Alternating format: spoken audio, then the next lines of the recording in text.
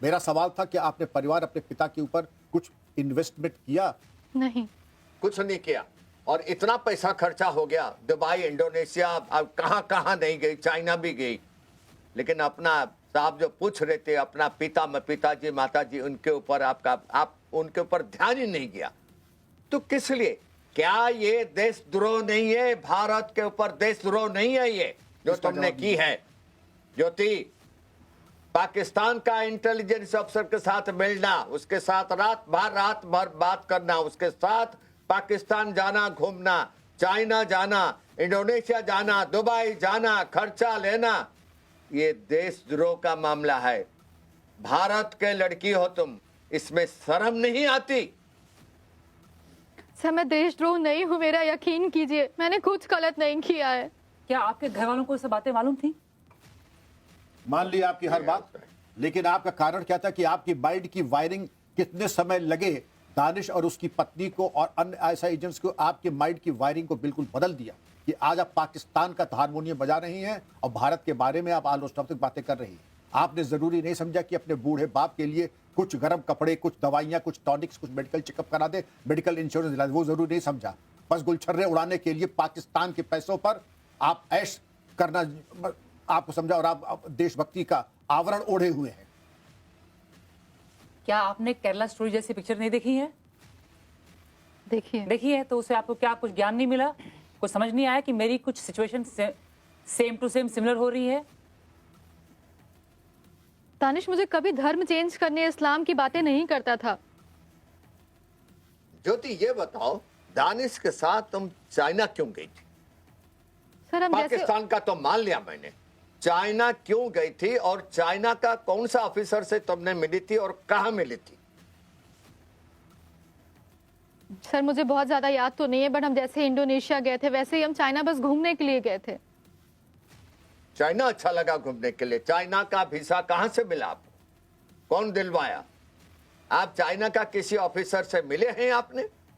सारा अरेंजमेंट दानिश ने किया था। पाकिस्तान एम्बेसी में कहीं चाइना का कोई ऑफिसर से आप मिले हैं इसके बारे में? नहीं सर। नहीं मिले हैं। सर और मैडम, मेरी रिक्वेस्ट ये होगी कि ज्योति इन्वेस्टिगेशन से बिल्कुल कोऑपरेट नहीं कर रही हैं। इनकी बातें जो हैं या तो अर्ध सत्य हैं या सफेद झूठ है, और इसके लिए जरूरी है कि अब हमारे पास जैसे मैसेज आया है कि फाइनेंशियल ट्रेल आ गया है, बैंक स्टेटमेंट्स आ चुके हैं। अब मेरा रिकमेंडेशन ये होगा कि जो भी लीगल फॉर्मेलिटीज होती हैं उसको पूरा करके पॉलीग्राफ टेस्ट और आवश्यकता अनुसार नार्को एनालिसिस करा दे, क्योंकि ज्योति ने 1% भी कोऑपरेट लाइट डिटेक्टर का भी कर सकते हैं, बिल्कुल कर सकते हैं सर। वही चीज है कि जो भी लीगल फॉर्मेलिटीज पूरी हो करके, और तुमने अपने लिए दरअसल बहुत बड़ी मुसीबत को दावा बना दिया है। तुमने कोई कोऑपरेट नहीं किया, पूरी सहूलियत के साथ मैडम ने और सर ने बड़ी उदारता के साथ तुम्हारे साथ पूछताछ की। तुमने किसी भी एक प्रश्न का माकूल जवाब, अर्ध सत्य या सफेद झूठ बोला है।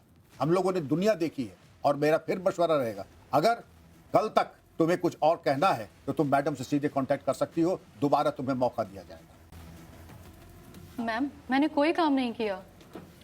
नहीं, आपने तो गए थे पाकिस्तान एम्बेसी। अब दानिश से मिले थे, दानिश कौन है ज्योति, बताओ। सर, दानिश से मुलाकात मेरी 2023 में हुई थी पाक हाई कमीशन में। मैं उससे सिर्फ वीजा के लिए उससे मिली थी, और वहीं हमारा नंबर एक्सचेंज हुआ और हमारी बात होने लगी। अच्छा, तो आपने वीसा के लिए आपने गए थे दानिश, और किसी से मिले थे आपने? दानिश किससे मिलवाया था आपको? हाँ सर, दानिश ने मुझे एक अली हसन नाम के एक लड़के से मिलवाया था। अच्छा, ठीक है। देखो, तुम्हारे सारे राज खुल चुके हैं ज्योति। बेहतर होगा कि तुम इन्वेस्टिगेशन के साथ सहयोग करो, कोऑपरेट करो। दाएं बाएं भागने की कोशिश करोगी, तुम अपने लिए दिक्कतें पैदा करोगी। अब तुम हमें यह बता दो कि दानिश से तुम्हें क्या क्या सहूलियतें मिली थी। मैं फिर सवाल को रिपीट कर रहा हूं, दानिश से तुमको क्या क्या सहूलियतें मिली थी? अब तक की बताई गई बात में कोई शक तो मैं दोबारा रिपीट करता हूं, नहीं तो जवाब दीजिए। सर, दानिश से मेरी मुलाकात पाकिस्तान हाई कमीशन में हुई थी। मैं सिर्फ इससे वीजा लेने के लिए मिली थी, और हमारा नंबर एक्सचेंज हो गया और हमारी बातचीत होने लगी, और हम लोग अच्छे दोस्त बन गए। दानिश ने मेरा सारा इंतजाम किया था पाकिस्तान में रहने का, घूमने फिरने का, रुकने का, बस और कुछ नहीं। नहीं तो क्या कोई पैसे के लेन देन आपके अकाउंट पे कोई पैसे आए या नहीं? हाँ ना में जवाब दे पहले। नहीं सर। सोच समझ के जवाब दीजिएगा, क्योंकि आप जो दे रही हैं हर चीज रिकॉर्ड हो रही है, फिर आपके लिए दिक्कत पैदा हो जाएगी अगर बाद में मालूम पड़ा आप या आपके इष्ट मित्रों के जरिए कोई पैसा आपके खाते में आया है। आप अगर हाँ या ना जवाब दें तो फिर पूछ रहा हूं भाई, क्या दानिश या दानिश के किसी मित्र के द्वारा आप या आपके परिवार किसी मित्र के पास कोई पैसे का ट्रांसफर हुआ या नहीं? सर पाकिस्तान में मैं जो भी करती थी, जहां भी घूमती फिरती थी, सारा खर्चा मेरा दानिश ही उठाता था। तो ये आपने अस्वाभाविक नहीं समझा कि कोई आपके ऊपर इतना निवेश क्यों कर रहा है, इतना इन्वेस्टमेंट क्यों कर रहा है?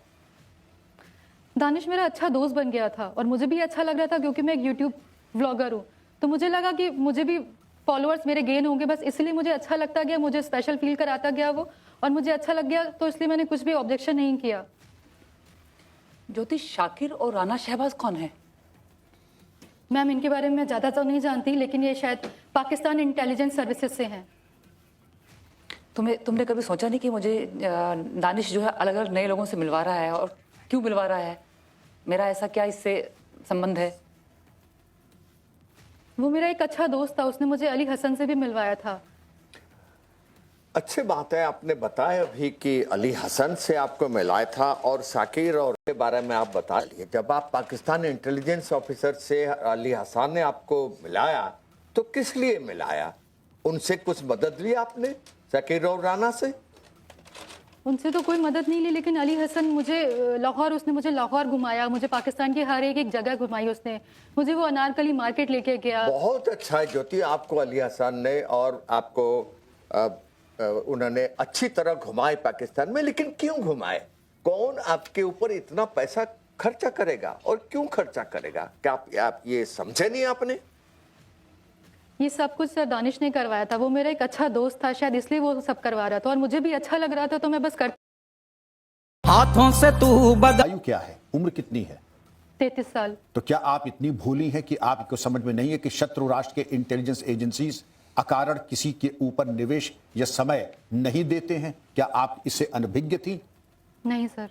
अच्छा चलिए ठीक है, अब ये बताइए कि उन्होंने आपसे क्या अपेक्षा की थी? There are no free lunches, मुफ्त का कोई खाना नहीं आता है, हर चीज की एक कीमत होती है। उन्होंने आपसे कुछ कहा कि आप ये हमारे लिए कीजिए या ये कीजिए जिससे कि हमारी दोस्ती और मजबूत हो? वो चाहते थे मैं अपने YouTube व्लॉग में पाकिस्तान के बारे में सब कुछ अच्छा अच्छा बोलूं, और वो मेरी सारी इच्छाएं पूरी करेंगे, बस इसलिए मैं सब कुछ अच्छा अच्छा दिखाती गई पाकिस्तान के बारे में। आपका सवाल, आपकी सारी इच्छाएं पूरी करेंगे, इस पे जरा और प्रकाश डालिए। आपकी कौन सी इच्छाएं? आर्थिक, सामान, डिजाइनर कपड़े, पर्सेस, क्या क्या इच्छाएं पूरी करेंगे, जरा हम सुनना चाहेंगे। मैं बस चाहती थी कि मेरा YouTube चैनल खूब चले, और मैं बस फेमस होना चाहती थी, मुझे वहां पे आज़ादी थी ब्लॉगिंग करने की। आपने अपने व्हाट्सएप चैट सब डिलीट क्यों कर दिए? उसमें कुछ भी ऐसा कुछ खास नहीं था रखने के लिए, मुझे जरूरत नहीं लगी, इसलिए बस मैंने डिलीट कर दिया।